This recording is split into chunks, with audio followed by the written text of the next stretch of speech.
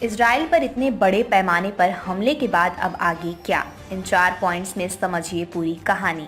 UN की बैठक में चीन रूस का कैसा रहेगा रुख? हमास की ओर से ये हमला इस तनाव के मद्देनजर 50 सालों में सबसे बड़ी घटना है। हाल ही में अरब अपराइजिंग का मुद्दा पीछे चला गया था और ग्लोबल पॉलिटिक्स की सारी प्राथमिकताएं बदल गई थीं। हालांकि अब ऐसा लगता है कि अरब अपराइजिंग का मुद्दा एक बार फिर सतह पर आएगा। ये देखना दिलचस्प होगा कि हाल ही में होने वाली संयुक्त राष्ट्र की सुरक्षा परिषद की बैठक में चीन और रूस का कैसा रुख रहेगा, क्योंकि ऐसा लगता नहीं है कि रूस और चीन किसी भी इजराइल समर्थक प्रस्ताव को पास होने देंगे।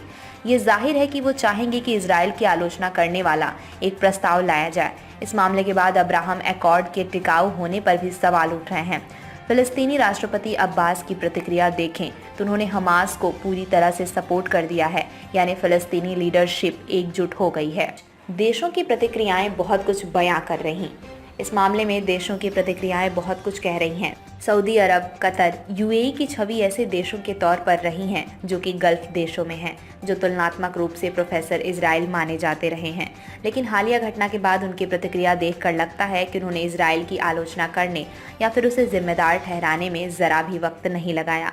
एक तरह से ये उनकी बोली में एक बदलाव है। वहीं तुर्की ने इजराइल के प्रति खासी नरम प्रतिक्रिया दिखाई है, यहाँ तक कि उसने दोनों के बीच बातचीत करने की भी पेशकश की है। ऐसे में लगता है कि इजराइल गल्फ का नॉर्मलाइजेशन का प्रोसेस अब पीछे चला गया है। क्या हमास को मिले नए इंटरनेशनल पार्टनर? घटना के बाद इजराइल की अभेद्य सुरक्षा पर सवाल उठे हैं, लेकिन अभी गुरिल्ला वॉर की जो रणनीति हमास ने इस्तेमाल की है वो कोई बड़ी रणनीति नहीं, बल्कि छोटी मोटी कमजोरियों का ही फायदा उठाकर इस हमले को अंजाम दिया गया है। ऐसा लगता है कि हमास को बड़ा इंटरनेशनल प्लेयर्स का साथ मिल गया है। कहा जा रहा है कि इसमें रूस की ओर से मदद मिली है। इसके अलावा उनके नए मिसाइल लॉन्चर के स्रोत के बारे में भी सवाल उठ रहे हैं। इसे मुहैया कराने वालों में ईरान, रूस और चीन में से कोई भी देश हो सकता है। हमास को इस तरह का समर्थन चिंता का विषय है और ये एक नया पैटर्न है। इस घटना के बाद हमास के साथ ही हिजबुल्लाह अब एक्टिव मोड में है। यूक्रेन के बाद डिप्लोमेसी की नई पिच।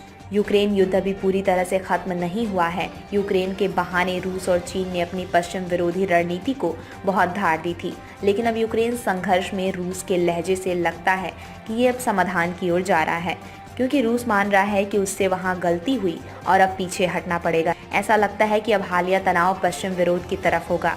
ऐसा ही कुछ अमेरिकी गुट भी करते दिखेंगे। नए हालातों में रूस और चीन हमास को सपोर्ट करते दिखे तो हैरानी नहीं होनी चाहिए। ये दोनों देश अब बेहद अरब समर्थक और फलस्तीन समर्थक अप्रोच दिखा सकते हैं।